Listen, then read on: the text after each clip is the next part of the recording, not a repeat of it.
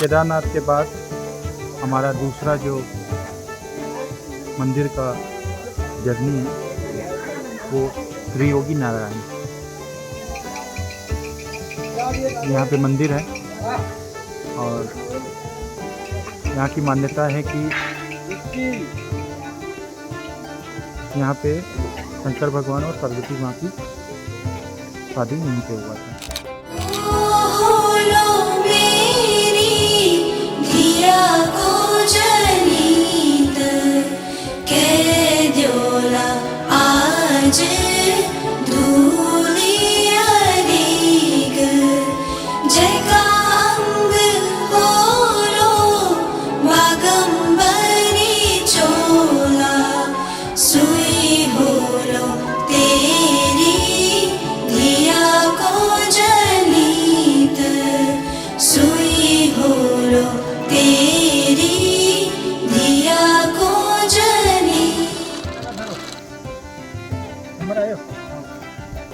यहाँ के बारे में विशेषता पता है? हाँ बताइए। बताते भगवान को एक साथ कौन आ रहे तुम्हारे साथ के हम अलग है अलग है तो आगे बताइए।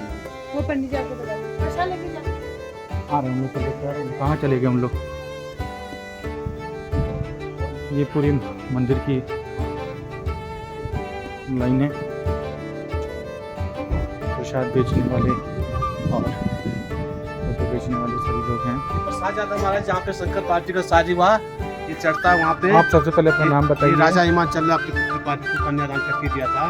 अब जमाने में मूल मूर्ति तो है नहीं, एक का युग में चावलों का दान होता है। इसमें जो है श्रृंगार है, वो है नारियल है, माला है, सब चीज़ है उसी में। यहाँ की जो ये है संस्कृति है सब बताएंगे आप। उसके उधर बारे आगे में चलिए आप बता देते आप। भैया पैसा लेके जाओ भैया रख लो 50 रुपये ले रहा हूँ।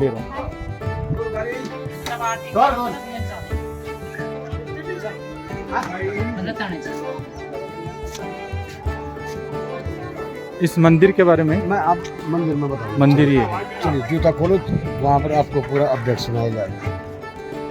आओ।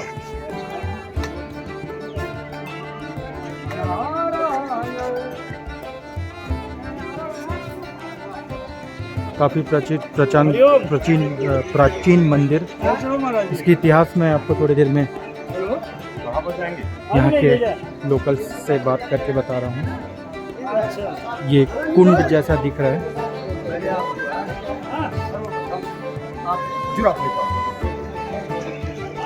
महाराज थोड़ी विशेषता बताते चलिए। हाँ मैं तो भूल ही गया सर। हाँ। आइए आइए, आपका स्वागत है। भाई को भी आने दो, ठीक है? भाई को भी आने दो। बोलो भगवान त्रियोगी नारायण की जय, सत्य सनातन धर्म की जय, आप लोगों की भी जय। जिस प्रदेश से आप आए उस प्रदेश की भी जय हो, पूरे भारतवर्ष की जय जयकार हो महाराज। यह स्थान है त्रियोगी नारायण। इस जगह का नाम है त्रियोगी नारायण। यहीं पर भगवान शिव और माँ पार्वती का शादी हुआ था। आपने पहले सुना होगा जो राजा बलि थे जी। राजा बलि 99 पूरे कर चुके थे।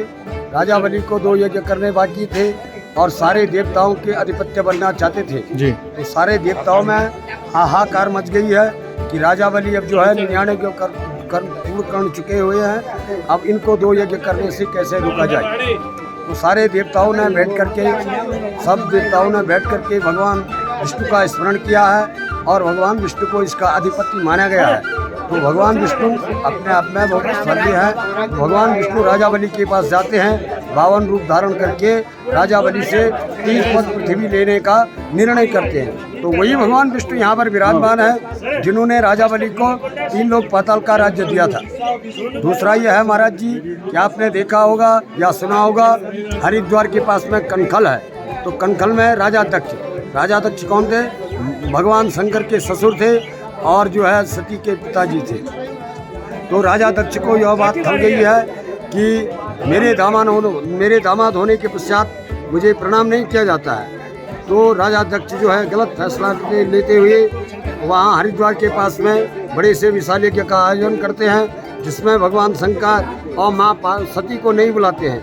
माता सती और भगवान शंकर जी कैलाश में विराजमान रहते हैं और माता सती सारे देवताओं को विमानों से उड़ते हुए देखती है। और माँ सती जो है, हाँ, माँ सती जो है भगवान शंकर से गुहार लगाती है, हे प्रभु ये विमान इस दिशा में कहाँ उड़ रहे हैं। भगवान शंकर तो आदि और अनंत है। भगवान शंकर माँ सती से कहती है यह विमान आपके पिताजी के यज्ञ में जा रहे हैं, सारे देवी देवता आपके पिताजी के यज्ञ में जा रहे हैं, जिसमें आपको और मुझे नहीं बुलाया गया।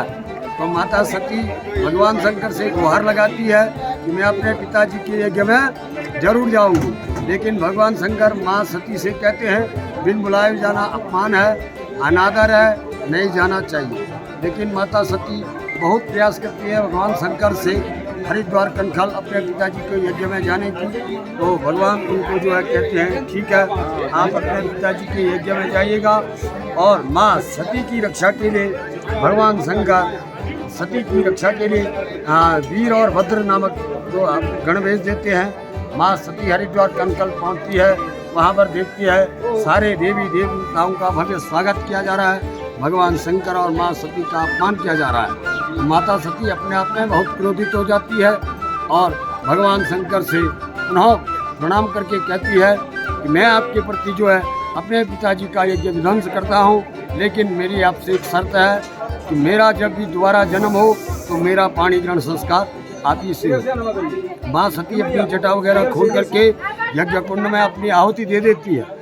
और आहुति देने के बाद जैसे भगवान शंकर को यह खबर पहुंचती है कि माता जी ने अपनी आहुति दे दी है, तो भगवान शंकर हरिद्वार कनखल पहुंच देती है और यज्ञ कुंड में देखते हैं कि माता सती का अजड़ा हुआ सब जो है कनखल हरिद्वार कुंड में पड़ा हुआ है। तो भगवान शंकर माँ सती का अजड़ा हुआ सब जो है अपने कंधे पे रख करके तांडव करना शुरू कर देते हैं। तो भगवान विष्णु जागृत हो जाते हैं। भगवान विष्णु को यह पता था कि भगवान शंकर जब तांडव नृत्य शुरू करेंगे तो निश्चित है कि पृथ्वी का विनाश होना शुरू है।